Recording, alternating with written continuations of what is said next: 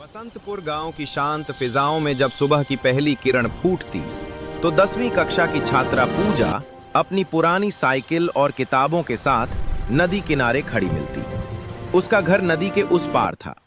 रोजाना नाव का सफर और फिर 2 किलोमीटर का पैदल रास्ता, ये उसकी दिनचर्या थी। गांव के गलियारों में लोग अक्सर कानाफूसी करते, लड़की है, इतना पढ़ लिख कर क्या करेगी, आखिर जाना तो दूसरे घर ही है। लेकिन पूजा के कानों में उन तानों से ज्यादा तेज शोर उसके सपनों का था। जिज्ञासा का छोटा सा संसार। पूजा के लिए विज्ञान सिर्फ एक विषय नहीं बल्कि जादू था।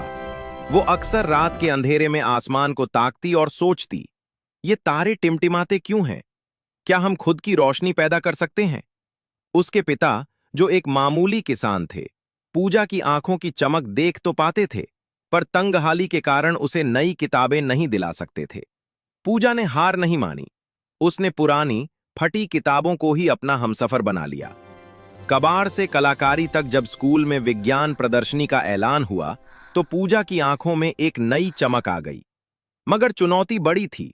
मॉडल बनाने के लिए पैसे कहां से आएंगे? उसने हार मानने के बजाय अपने घर के पिछवाड़े और कबाड़ में सामान ढूंढना शुरू किया।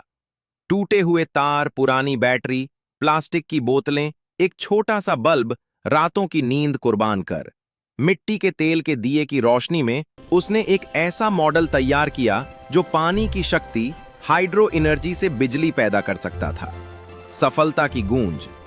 प्रदर्शनी के दिन जहां बड़े बड़े घरों के बच्चे महंगे और चमकते हुए मॉडल लाए थे, वही पूजा का कबाड़ से जुगाड़ वाला मॉडल अपनी सादगी में बेमिसाल था। जब शहर से आए वैज्ञानिकों ने उससे सवाल किए तो पूजा का आत्मविश्वास देखने लायक था। उसने तर्कों के साथ समझाया कि कैसे उसके गांव की छोटी सी नदी पूरे इलाके को रोशन कर सकती है। परिणाम की घड़ी आई। प्रथम पुरस्कार की विजेता हैं बसंतपुर गांव की पूजा। पूरा हॉल तालियों की गड़गड़ाहट से गूंज उठा। जो गांव वाले कल तक उसे घर बैठने की सलाह देते थे, आज वे गर्व से अपनी बेटी की मिसाल दे रहे थे। एक नई शुरुआत। उस दिन पूजा ने एक बड़ी सच्चाई जान ली। संसाधन कम हो सकते हैं पर संकल्प नहीं।